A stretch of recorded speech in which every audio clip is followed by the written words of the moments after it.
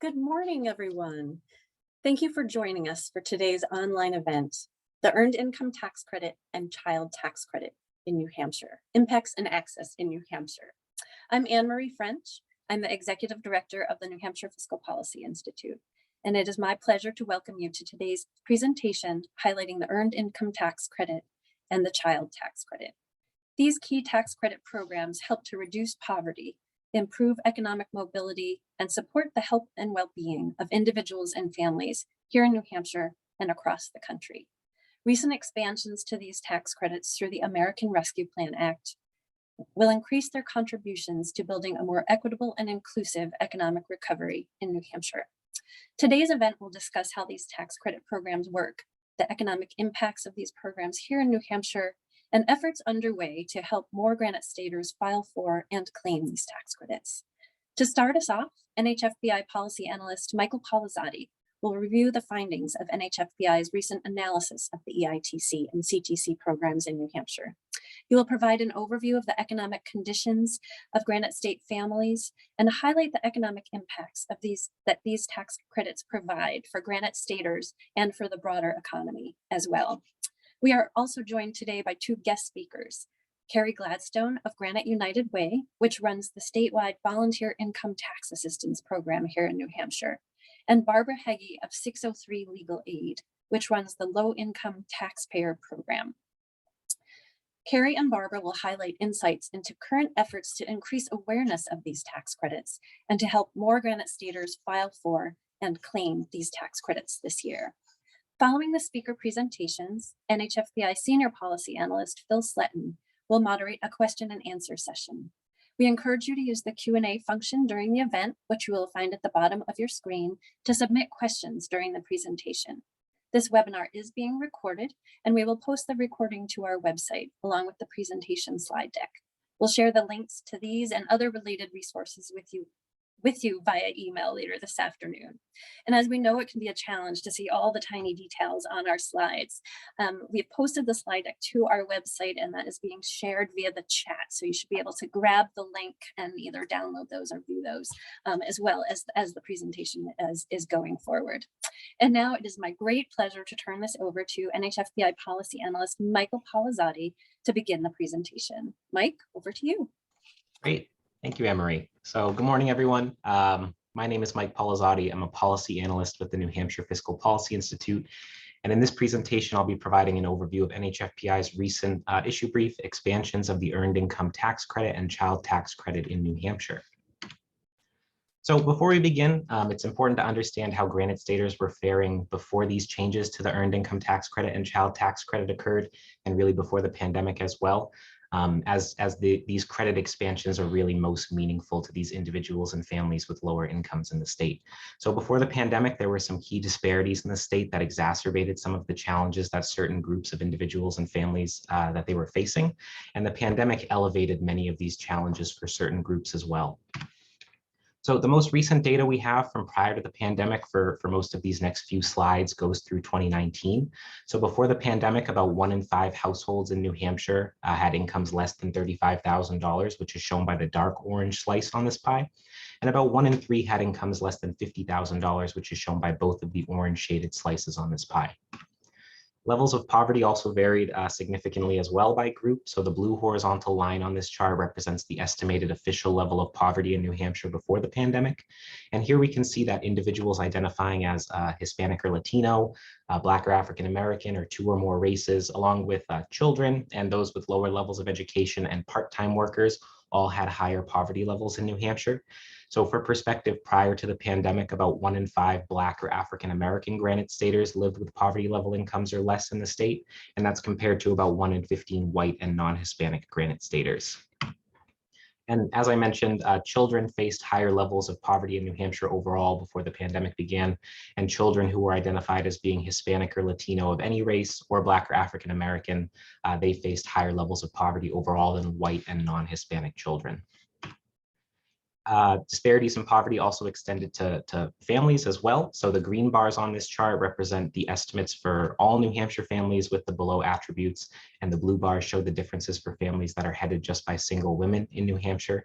So these data here show that families with young children, lower levels of education, and those who rent their homes rather than own their homes all face higher levels of poverty overall. And these data also show that families that are headed by single women had substantially higher poverty rates regardless of these other attributes. So for example, from this chart, the estimated poverty rate for a family with children under 5 that's headed by a single woman was about 3 times higher than the overall level for all families with children under 5 in New Hampshire. Now, touching on the impacts of the COVID-19 crisis in New Hampshire, these impacts were uneven, with most of the acute effects on individuals and families who are earning lower incomes in the state. So these data on this slide represent private sector data that was analyzed by researchers at Harvard and Brown universities. And this analysis really shows that the largest and most severe employment losses were in those lower and middle wage industries. And these industries also experienced the slowest employment recoveries as well in the state. So given this background on who these individuals and families with low incomes are in New Hampshire and how the pandemic has unevenly impacted them, we can turn our discussion to the Earned Income Tax Credit and the Child Tax Credit.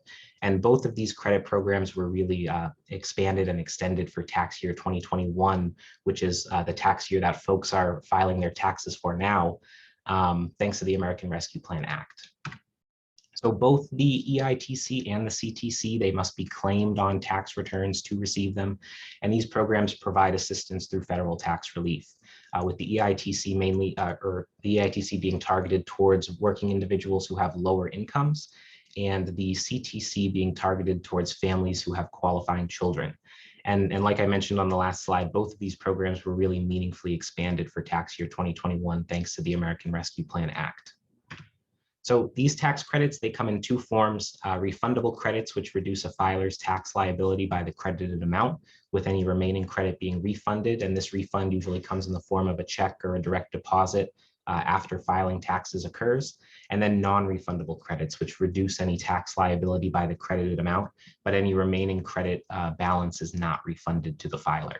And it's important to note that analysis from the US Congressional Budget Office, so during the recovery from the Great Recession, they found that expanding tax credits in the past has been shown to boost the economy overall, while also increasing employment as well.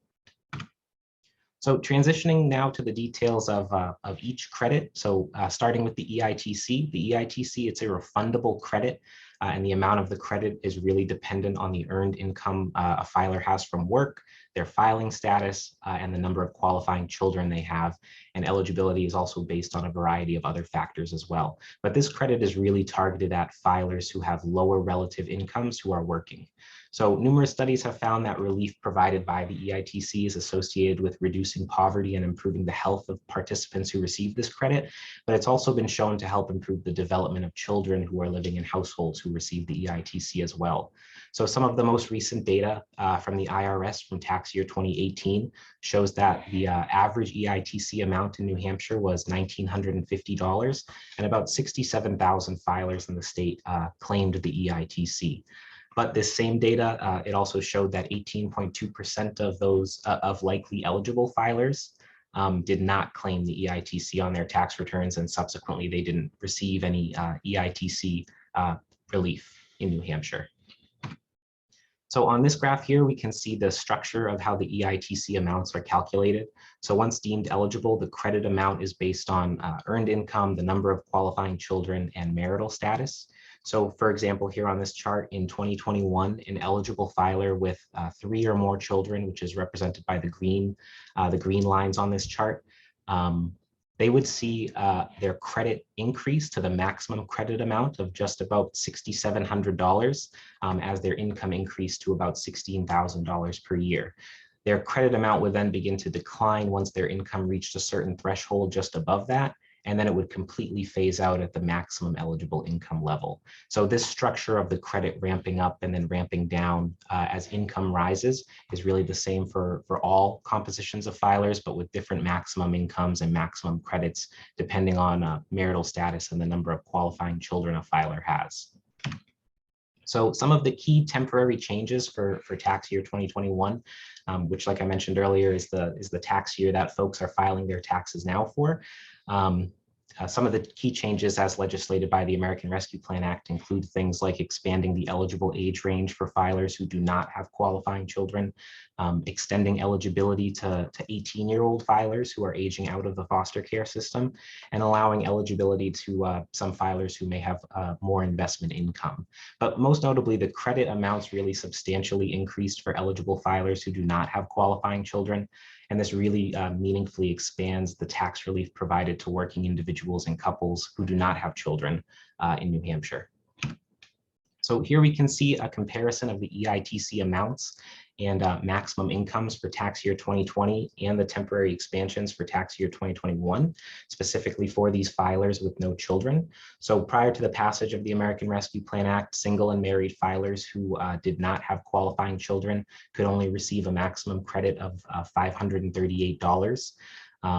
Whereas for tax year 2021, the maximum credit for these filers increased to just over $1,500. And along with these increases to the maximum credit, the income phase outs for these filers without qualifying children were expanded and increased notably as well. So these expansions to the EITC are most likely to positively impact workers who are earning relatively lower wages. So workers in industries like retail or food service or childcare. And the expansion of this childless EITC, so the EITC for individuals and couples who do not have qualifying children, this expansion is estimated to result in an additional 66,400 more Granite staters being eligible to receive the EITC. Some other analysis estimated that about 18,000 of these newly eligible Granite staters would be young adults who are working under the age of 24 who have lower incomes. And notably, some estimates from Moody's Analytics identified an economic multiplier effect of expanding the EITC. So they estimated that each additional EITC dollar invested in early 2021 would produce an economic boost of $1.27 by late 2021. So in addition to providing an economic boost through these EITC expansions for the economy overall, these credits are also providing direct relief to individuals and families throughout New Hampshire. So moving on to the child tax credit. So the child tax credit, or the CTC, it's available to filers with qualifying children only. And it's really a powerful anti-poverty tool for filers who have relatively low incomes as well. So data from 2018 found that nationally 4.3 million individuals were lifted out of poverty thanks to the child tax credit. And eligibility is really dependent, is somewhat dependent on income, but mostly centers on the number of qualifying children, as this program, unlike the EITC, is not specifically targeted at those with lower incomes. So prior to 2021, the child tax credit was not fully refundable. So while it did reduce tax liability, it may not have been as beneficial to filers who had lower incomes, who may not have had any outstanding tax liability. And because of this, a majority of these credit dollars were received by households who had higher incomes, so incomes between $100,000 and $200,000 per year.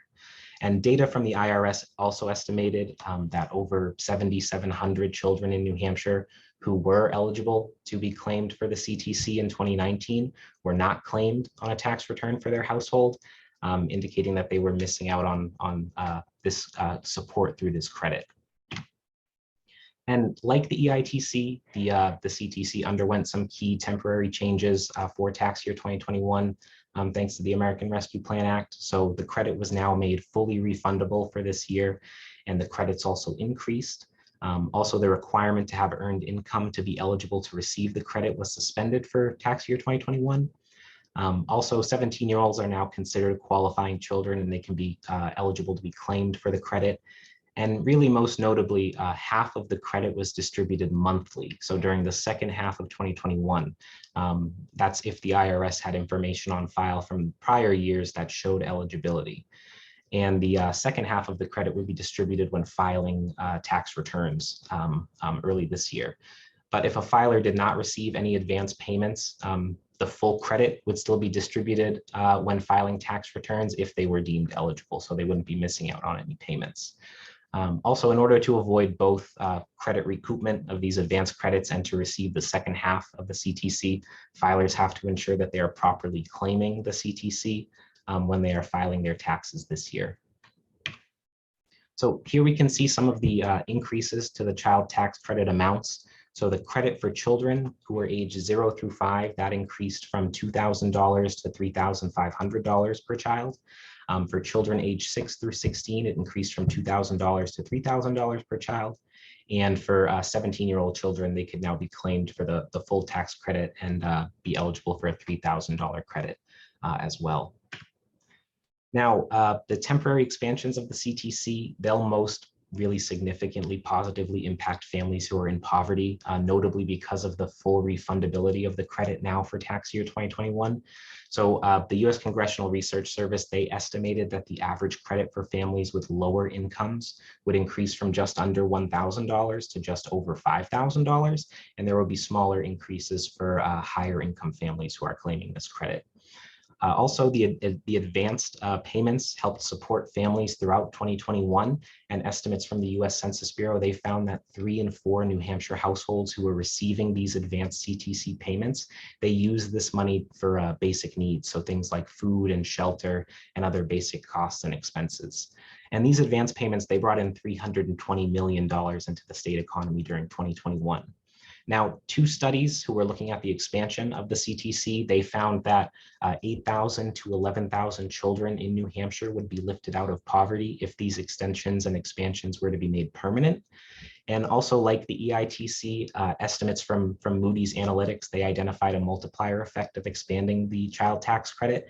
And they estimated that each additional CTC dollar invested in early 2021, that would produce an economic boost of $1.25 by late 2021.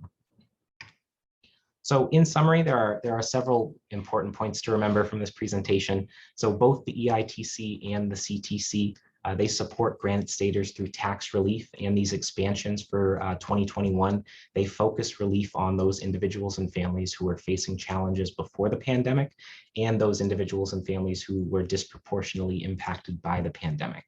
And these extensions to the EITC for tax year 2021, they'll result in about 66,400 newly eligible Granite staters, and the expansions of the child tax credit for 2021 could potentially lift up to 11,000 children out of poverty in New Hampshire if these credits were, or if these expansions were made permanent. Now, many filers are going to be newly eligible, and given that we know in the past many likely eligible filers didn't claim these credits, additional outreach and tax preparation assistance may be needed to help ensure that Granite staters are filing for these credits when they do their tax returns this year. And this is especially important if a filer received those advanced child tax credit payments. So in order to avoid both the recoupment of those payments and to receive the second half of those child tax credit payments, their taxes must be properly filed. And lastly, helping to ensure that all Granite staters can claim these credits and receive navigator assistance in filing their taxes this year. That'll help support families who receive these credits, and it will also help support an equitable recovery moving forward. So I'd like to direct everyone to our website where this issue brief is posted, along with all the citations for items presented in this presentation. And this slide deck is also available on our website as well, and it was pasted in the Zoom chat down below, so you folks could follow along and can continue to follow along with the presentations moving forward. And with that, I'd like to thank you all for your time and attention, and I'll be turning it over now to Cary Gladstone, who is the Senior Director of Asset Building Strategies at the Granite United Way. So Cary, over to you. Mike, you've set the stage extremely well for this discussion of these 2 tax credits and how important they are to our neighbors.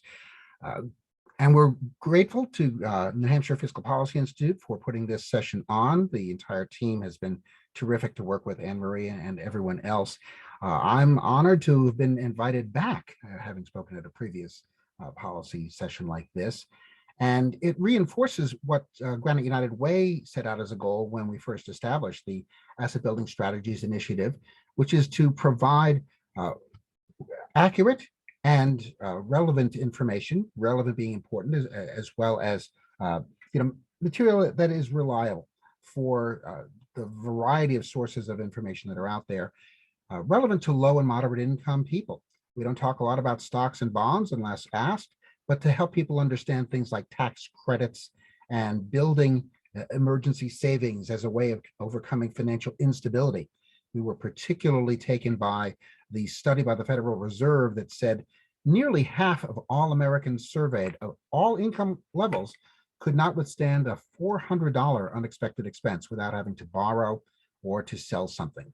And so we established some roles that we could play, that we could lead, that we could support others, and try to bring about looking at that $400 as a measure of how well we're helping people become more fiscally stable. So we started with working with the Volunteer Income Tax Assistance, or VITA program. This provides free tax preparation by IRS certified volunteers for low and moderate income people with an income up to $58,000. We provide understanding about tax credits, and we'll talk a little bit about that, and say that it's a national program. Happy VITA Awareness Day. That is a thing. It's a national day, and it's been a key component of our work in helping people not only save the cost of going to a commercial tax preparer, but claiming as well as understanding these tax credits and others, and using it as an opportunity for building their financial assets. So Mike, if we could go to the next slide. You've established well that there are a lot of people who are eligible for these important credits, and there's a significant number of people who do not claim them. I try to describe these things, tax credits. What are they? Some people really don't understand the language, and it's almost like tax as a second language.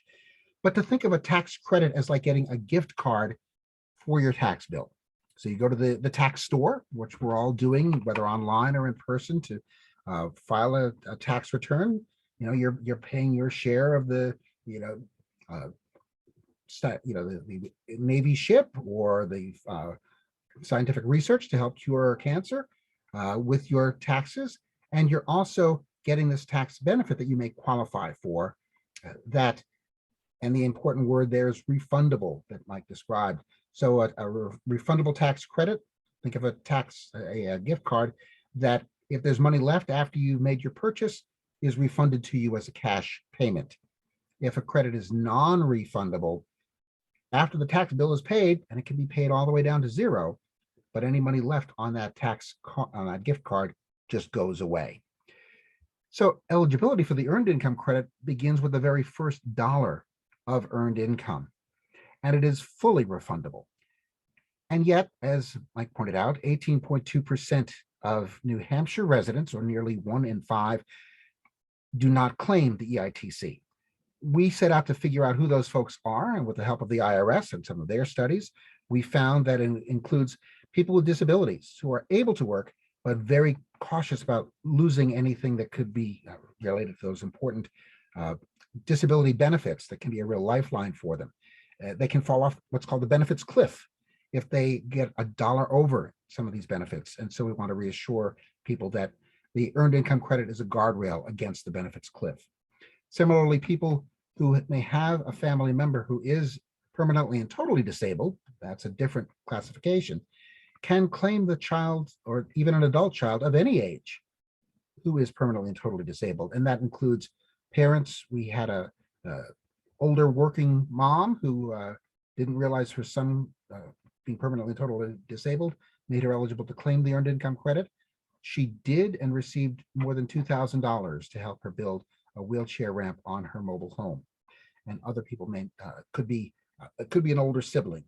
The so-called qualifying child does not have to be a child, does not have to be your child to claim the earned income credit. It could be kinship care providers, grandparents raising their grandchildren, or foster parents, or people with very low income, below what's called the filing threshold.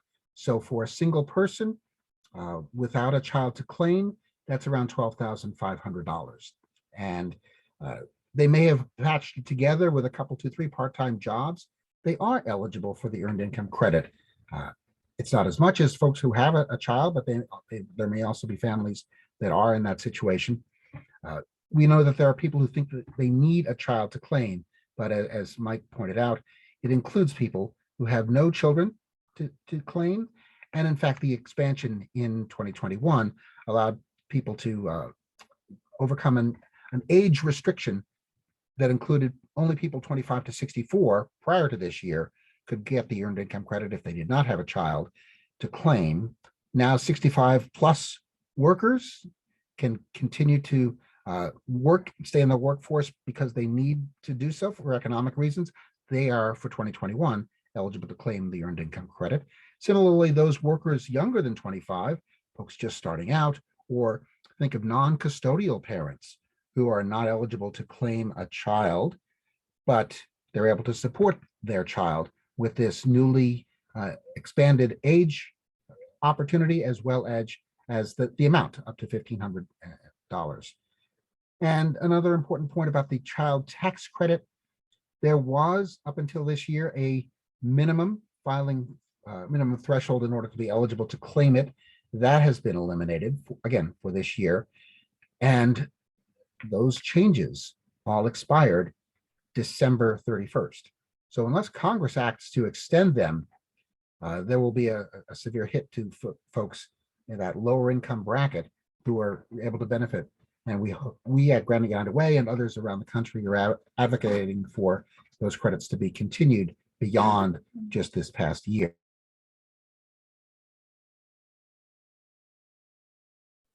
Mike, you can go to the next slide, please.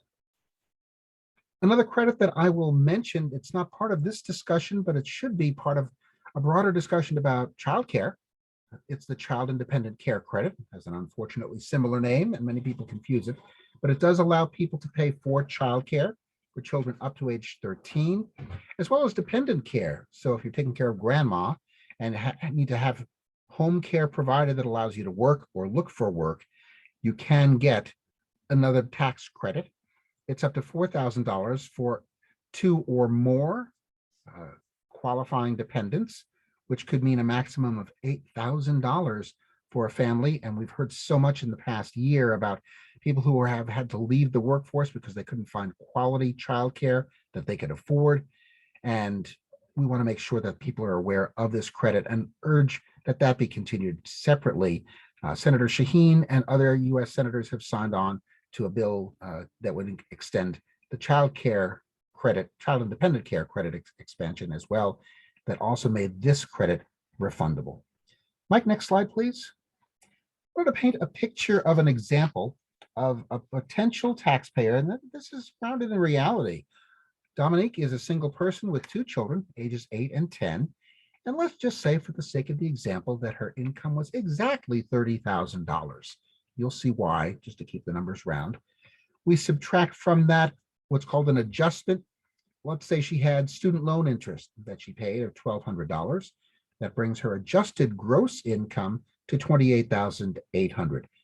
By the way, that's right about the average income for the people we see, the taxpayers going to our VITA sites around the state. And the AGI is a figure that is used for claiming other benefits such as fuel assistance to verify the income. Well, Dominique subtracts from that $28,800 the standard deduction for someone as non-itemizing, and she's a single parent, so she's able to subtract $18,800, bringing her to an exact taxable income of $10,000. Everyone with me so far? Let's go to the next slide, and we'll say, what do these expanded credits mean for Dominique with a taxable income of $10,000? Well, at the lowest rate on the tax table, her tax bill would be $1,000. Now, then we start stacking up the tax credits and start with a child tax credit, which we said she has 2 children, 6 or older. They qualify at $3,000 each. So $6,000, the first $1,000 of which pays her tax bill down to 0. And she's already getting a $5,000 credit. But wait, there's more. She paid for childcare for the 2 children, and where, as Mike pointed out in the issue brief, non-refundable credits tend to benefit higher income people. The dependent care credit was non-refundable until this year, which means Dominique's tax return shows that that line item goes from 0 to $8,000. In addition, she qualifies for the earned income credit at nearly $6,000. And oh, don't forget the stimulus payments. Remember those? Most people got them automatically about a year ago at this time. But the IRS said for those people who missed all or part of the stimulus payments, they could file a tax return to claim what's called the economic impact payment. To everyone, except the IRS calls it that. The credit was claimed as another, it is actually called a credit, the recovery rebate credit. And look at the refund that she receives. $23,000 for someone making $30,000. That amount is really a game changer. And if made permanent, these credits can be a life changer for someone like Dominique and many people in her situation to help her meet her basic expenses, maybe plan for the future, build some savings, support longer-term financial stability and independence, especially if these are an ongoing year-to-year credit. And think of the impact on the local economy as well, because it puts so much more into the economy as it helps people with meeting their basic needs, paying down their debt, as well as putting some money in savings. So that is a look at the earned income tax credit, child tax credit, and other credits that meet the needs of our lowest income neighbors. The least among us are able to claim these benefits. And we're seeing that at VITA sites all over our state. Now, what are VITA sites and how do we file for free? Thank you, Mike. They are now 70% of the people who are in our state and around the country can claim these credits and file a tax return for free. So VITA is free of charge for people with an income up to $58,000. AARP, a partner organization through their tax aid program, has no income limit, and you're not limited by age. You don't have to be a member of AARP. You can go to nhtaxhelp.org, find a listing of all of the 50 or so sites that are available, and about half of those allow you to click on this particular site and schedule your own tax appointment. You can also call 211, our statewide information and referral line that's run by Granite United Way and is a connector to all sorts of things besides tax, food and fuel assistance. It is the homeless hotline. It certainly has elevated a lot of awareness because it was also the line people are calling for COVID knowledge on where to get their shot or other questions that they may have. So we want to file tax 211 away, but also say that My Free Taxes is available for that large quantity of the population who files using a self-filing platform. To them, I ask, did you pay for software to be able to do that? And oh, by the way, was your return accurate? My Free Taxes is free of charge to anyone with an income up to $73,000 and includes a live chat as well as a phone helpline, so people can get assistance to say, gee, I heard about this earned income credit. This guy on the screen told me about that. How do I claim it? Am I eligible? And where do I put it in My Free Taxes? And that's part of that additional filing as well. Next slide, please. I'll ask if there are any questions. I know we have a Q&A session following all of our presenters, but if someone has a burning question, or if as soon as you hit leave meeting, a question comes up, you've got my contact information, and that will be shared with the attendees as soon as we sign off, or later this afternoon, I should say. One of the other last points that I want to address that Mike brings up so well is that this is an opportunity for some navigation. Some people who could be assisting the folks who may not know about these credits and certainly may not know that they're eligible for those credits. We have been happy to work with Barb Heggie's organization at 603 Legal Aid with funding from the Hampshire Charitable Foundation and the New Hampshire Housing Finance Authority to weave tax credit knowledge and information along with housing assistance. And so I'm going to throw the ball over to Barb and have her continue from there. Barb?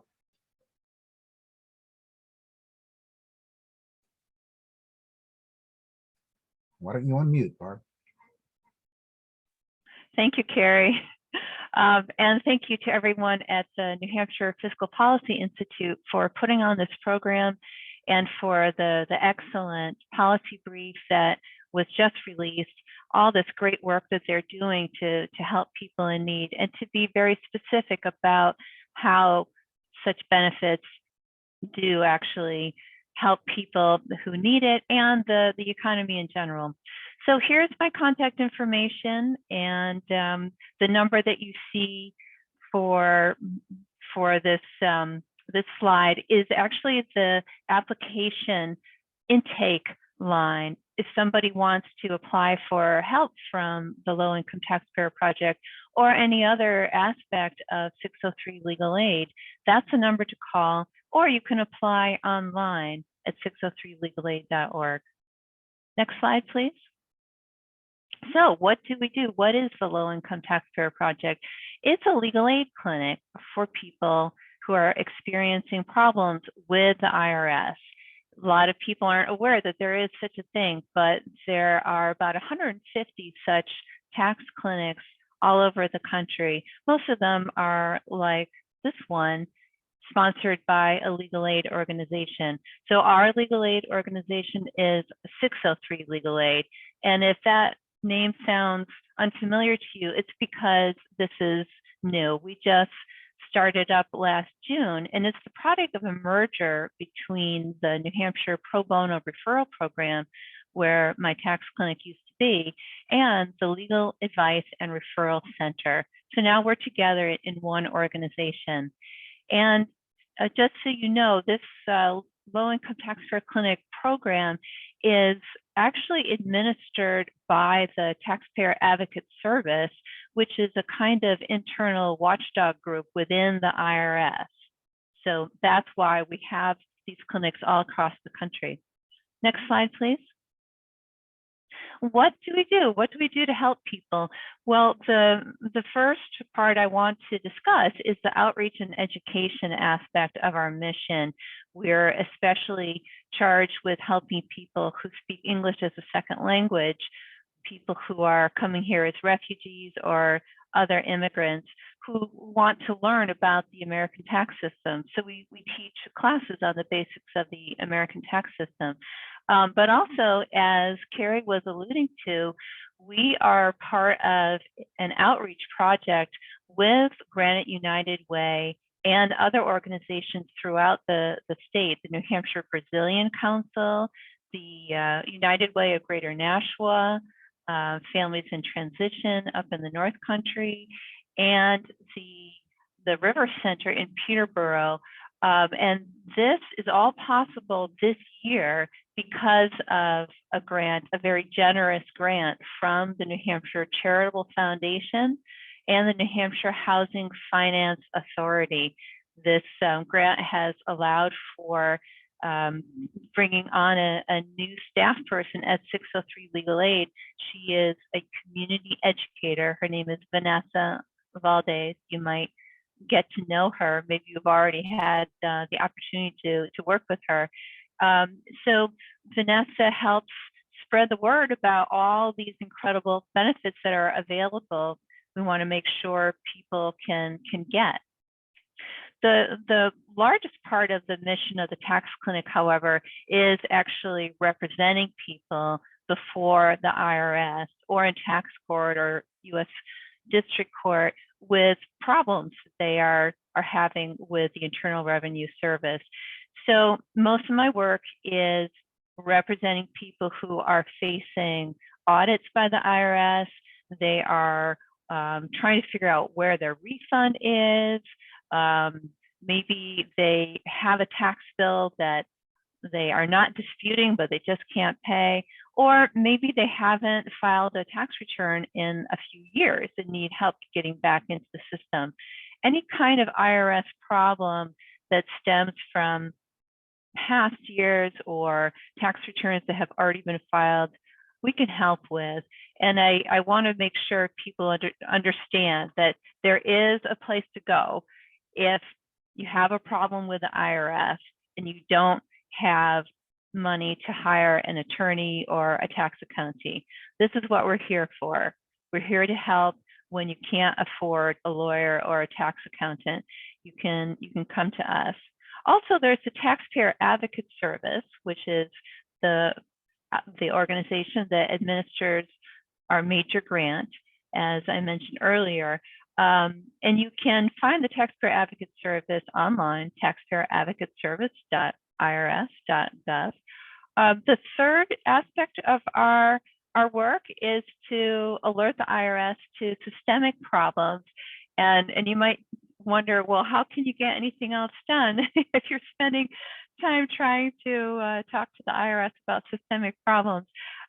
We do have to pick and choose our battles, but when something comes to our attention that we can see affects many different people and has a solution that we can imagine and suggest, there is a way to tell the IRS about it. And actually anyone can use this official complaint service to let the IRS know about some problem you've identified.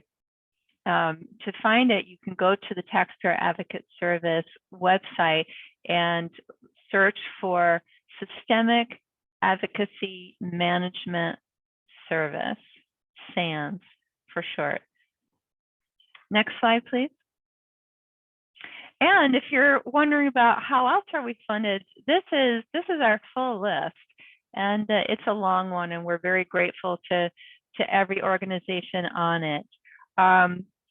I wanted to mention also, when I was listing the types of problems that we help with, sometimes people call just to try to figure out what something means, because as Cary was mentioning earlier, the IRS uses English, but sometimes it feels like their dictionary is not the dictionary that we're using. So what does refund versus return mean? What exactly is a credit, and how come a child can include an adult who isn't even related to you? So this reminds me of a particular call that symbolizes some of the problems that we have seen alleviated by the expansion of the tax credits, the child tax credit and the earned income tax credit for 2021. I got a call a couple of years ago, just as the pandemic was starting, from a woman who was raising a special needs child alone, with a little bit of child support here and there. And she had a low-paying part-time job. And with this, she was able to get the refundable part of the child tax credit each year and some earned income tax credit. Well, for this particular tax year, she had lost her job and had gone on unemployment for much of the year. And she was taking classes at the local community college to try to get a better job in the future. And she was attending to her child's needs. And when it came time to do her tax return, there was no child tax credit showing up for the usual refund, and her earned income tax credit was very low. And the reason that I had to explain to her was that at that time, and for all the years prior, you couldn't get the child tax credit unless you had a minimum amount of earned income. And earned income did not include unemployment compensation, even though unemployment compensation is taxable. And child support is not considered earned income either. And so that year, her earned income was below the minimum, which at the time was $2,500. And so she didn't get this benefit that she had been counting on. But for 2021, if she were in that same situation, yes, she would get the full child tax credit. Next slide, please. Okay, now this is something that Cary mentioned earlier, but we all think it bears repeating. How can people get help with their tax return? If they are looking for help from a person, not just a software program, call 211 or go to nhtaxhelp.org, and that's how you could make an appointment at a VITA site or a TaxAid site. Next slide, please. Now, for those who are able to handle tax prep on their own online, if the income was below 73,000 for the household, here are 3 very good options for doing it online by yourself and for free. So getyourrefund.org, I'm especially fond of because it is mobile friendly. It's the only one that's mobile friendly. You can do it on your tax return. There's My Free Taxes that Cary had already mentioned. It's a partnership between TaxSlayer and United Way. And then the IRS has its own program on its website, irs.gov, free file. Next slide, please. And thank you. So at this point, I think it's time to have an open question and answer session. And here it's Phil back to moderate. Great. Well, thank you, Barbara, and thank you, Cary, and thank you, Mike, as well, for that wonderful sort of setup presentation, setup for this discussion, and for all the information that all of you provided. So I want to encourage folks, if you have questions, and we have a fair number of questions, but if you have questions, please submit them through the Q&A function. And I want to go first for our first question. I'm going to go to Cary first for this one, and then I'll ask Barb and Mike to weigh in as well. How significant do you consider the risk of the underutilization of these tax credits, especially given the recent expansions? Is this something you've been seeing in your work already this year as well? Yeah, well, it's very significant in terms of the number of dollars that we've talked about. We are seeing, the good side of it is the people who come to VITA sites are there to claim the second half of that benefit. For example, the child tax credit, if they got the advance payments. We want to make sure people are aware that that's half the credit. They have to file a tax return, even if they have no other income or other reason to file a tax return in order to claim that credit. And the flip side of that is, if we were starting to hear about it already, that when the advance payments stopped, that in January, many people were falling back into poverty. So it's the underutilization of the earned income credit that could benefit people, and that got us at Granite United Way into this business of trying to reach out to those folks. Adding to it the child tax credit, we want to make sure, working with Barb and other partners, that everyone who is eligible is made aware, and we want to make sure that they know how they can go about claiming it, and claiming for free, not falling victim to some of the predatory practices by some high-priced programs that are out there. Great. No, thank you, Cary. Barb, what have you been seeing on this front? Oh, and you're still muted. Thank you. I've been seeing similar issues, and this brings me back to the benefits that we're already seeing from having the outreach project that is being funded by the New Hampshire Charitable Foundation and New Hampshire Housing Finance Authority. This is allowing us to try to reach some populations that don't always find out about the tax credits available, might not know how they can claim them, are worried that if they claim them, there might be some bad consequences for their households. And we're working recently with New Hampshire Brazilian Council, and we're trying to set up a time to do tax return preparation where the community gathers at a local church. And we're going to be doing something similar with the Northeast Deaf and Hard of Hearing services to reach people who are low income and have trouble using tax prep the way other people might be able to do. Okay, great, thank you. And Mike, what are your thoughts on this question? Yeah, so I mean, from pre-pandemic data from the IRS, we know that 18.2% of likely eligible filers in the state did not claim the EITC. We also know that over 7,000 children who are eligible for the CTC weren't claimed, and this is before these expansions. So given the complexity of these changes for tax year 2021, I think that just emphasizes the importance of making sure that the word is out there. People are receiving support and information. People are receiving navigator support.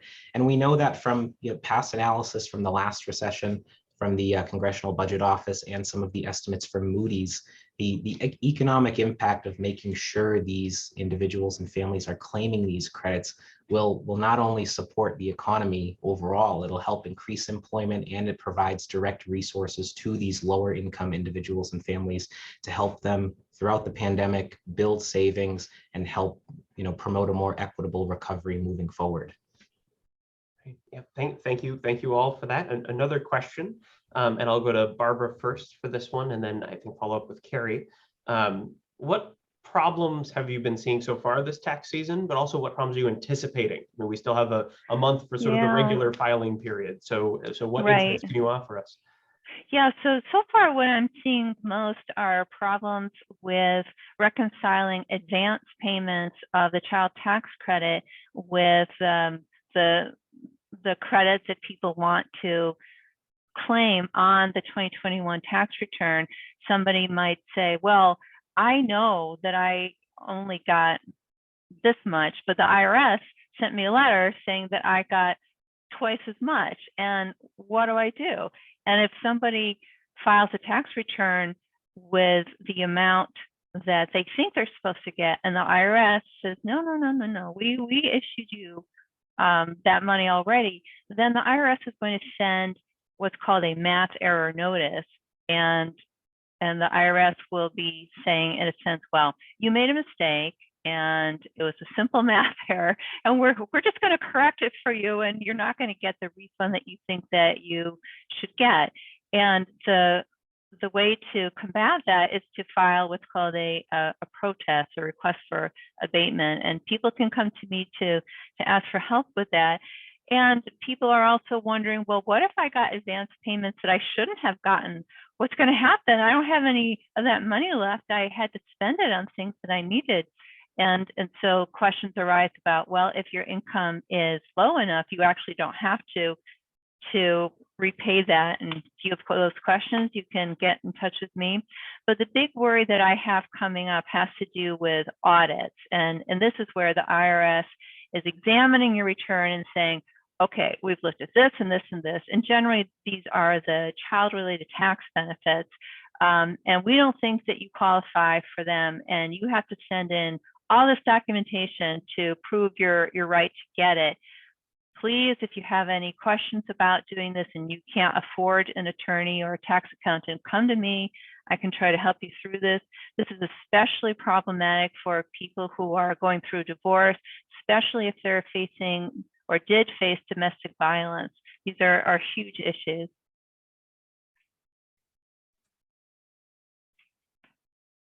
That was my fault. Understood. Thank you, Barbara. Cary, could you go ahead as well? Yeah, we're seeing similar issues coming up at our VITA, our volunteer income tax assistance site, and what we're trying to do is, encourage people to double check their bank records. People, oh, I can't imagine I would miss a $1,400 payment. Turns out, yeah, somewhere in the course of the year, it got in there, and they did in fact receive it, and we want to make sure that they're not later penalized.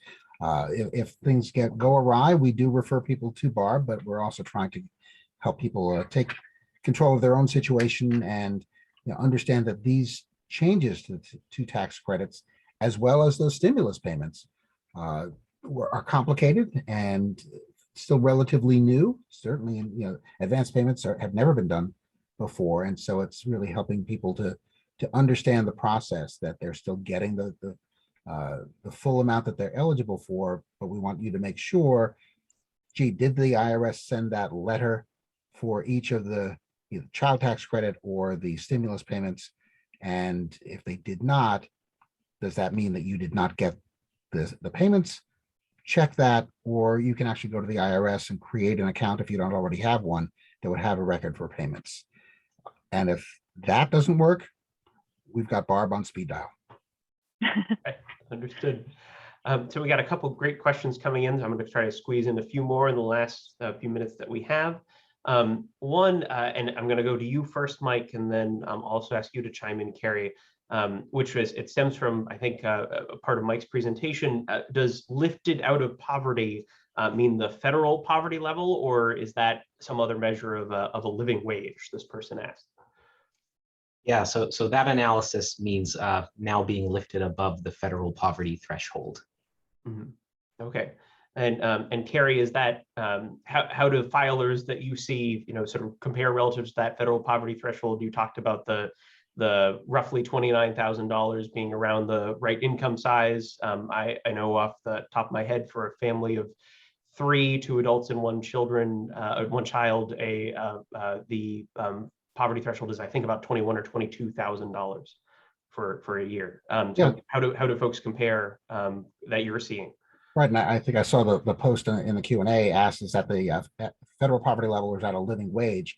The dishonesty is we need to have a conversation about the federal poverty level, because it does not provide a living wage for a family of 4, and gets into other discussions of things such as housing, which is a big crisis in our state as well.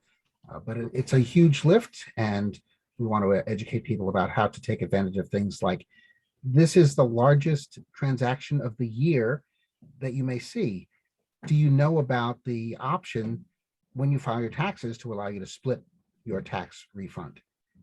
Some into checking, some into savings, if they've got banking information, or if they don't have a checking account, they simply have a savings account. They could get a paper check, but still put a portion of it into savings to create, maybe working toward that $400 cushion, as well as buy a U.S. savings bond with the same option.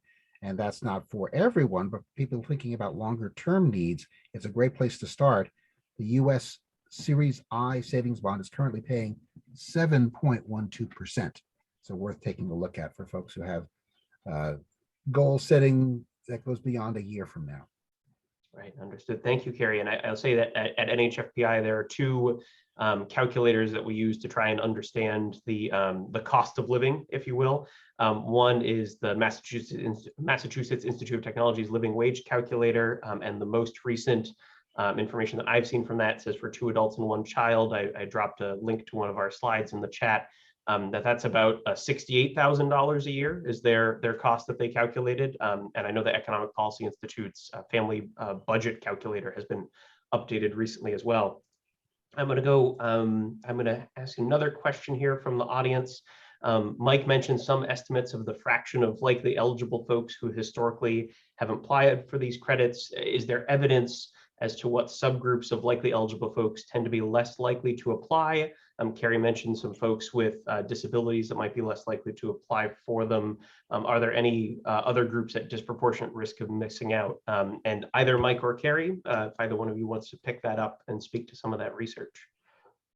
So I can say just intuitively that folks who have extremely low incomes, who may not be required to file taxes traditionally, may not be filing their taxes or therefore claiming the EITC. So they probably make up a portion of that 18.2% of likely eligible filers. But I think, Cary, with your on the ground, you might be able to talk a bit more about what you're seeing. Yeah, there's no Facebook group called people eligible for the earned income tax credit who don't claim it. So it's really understanding, who, as you saw me list out some of the groups that the folks tend to fall into. So who can we reach out to? Disability serving organizations. I've spoken to grandparents watching their, grandparents groups. They call it PASTA at a couple of the organizations I've worked with, parenting a second time around. So their grandchildren are with them because their adult children are not in the picture for whatever reason, but to reassure them that, yes, you are eligible to claim this. There are many challenges with raising a grandchild when you thought your parenting was all done, but we can at least help with some of the financial aspects of it. Okay. And Barb, did you have something else you want to chime in with, or are you all set? The one thing I wanted to add was that if somebody cannot afford a tax attorney or a tax accountant, and they're not eligible for my services, please consider the Taxpayer Advocate Service. You can try to reach them directly, or you can go through one of our congressional offices. The staff at the constituent services staff at our congressional offices are fantastic at helping people wade through these issues too. All right, great. And I'm going to take two questions and combine them into one to be our final question here. And I'll ask the first part to Cary is, what do you see as the future of the child tax credit under the earned income and the earned income tax credit? I mean, obviously crystal balls are cloudy at this point, but I'm curious what you see. And then Mike, what do you see as the role that the credits that we see now is playing in the economic recovery? So Cary first and then to Mike. Well, the best case scenario was all of the credits that were mentioned, the child tax credit and earned income credit, as well as the child independent credit, get extended. And we're able to help, as Mike referred to, the newly eligible folks to really work that into their financial picture and be able to count on that money. You know, if only one of them is expanded, that's still a win. I recall hearing President Biden refer to the child tax credit in particular in his State of the Union address. So that may be one that's on his mind, and we'll see if the Congress concurs. And a worst case scenario is that if none of these credits are continued, they've already officially expired. They would need to be retroactively passed or extended back to the first of this year, and hopefully beyond that.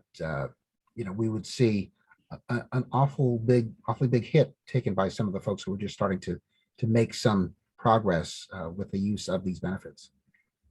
And Mike, speaking to that, what do these credits mean for the recovery? Yeah, so like I had mentioned in the presentation, some analysis from past recoveries from the Great Recession, extending these credits have been shown to improve the economy overall, increase employment, and support individuals and families. And the more recent analysis from Moody's shows that multiplier effect, so $1.27 for the EITC in 2021 and $1.25 for the CTC. So investing in these credits, puts money back into the pockets of regular Granite staters who can use these dollars to pay for things in their local economy and cover expenses, but also supports the economy overall through the recovery. And we've seen this throughout 2021. So that data from the Census Bureau from late 2021, how folks are spending their advanced CTC payments in New Hampshire. 75% of respondents and households were saying that they were using these advanced CCC dollars to cover basic expenses. So these folks were paying for, rent, food, things like that. So they were receiving this assistance right when they needed it throughout the pandemic and throughout 2021, and they were also spending these dollars in their local economies as well. Right, great. Well, thank you all for answering the questions. Thank you to the audience for posing questions. We had a lot to get through in a short Q&A time, but appreciate you all providing that information. I'm going to hand the microphone back to Anne-Marie. Thank you, Phil and Mike and Cary and Barbara, for that informative discussion and presentation. It was very, very helpful. And Cary, that savings bond, always learn something new from you. So, you'll have to share that out with our attendees. So thank you all. Really appreciate your insights and information. And a special thanks to all of you in the audience today for joining us today. We hope that today's program helped you to develop a better understanding of how these tax credit programs work and the impacts that they have on Granite State families and the broader economy. These programs play an important role in helping to reduce poverty, improve economic mobility, and support the health and well-being of individuals and families here in the Granite State. And with the addition of guidance and support, more Granite Staters will be able to file claims for these expanded credits, increasing their contributions to building a more equitable and inclusive economic recovery here in New Hampshire. We hope that you found today's presentation to be informative. You'll receive an email this afternoon with links to the slide deck and the video recording. And you'll find all of these resources on our website at nhfpi.org. So thank you again for joining us. Please stay safe and well and enjoy the rest of your day. Thank you. Thank you.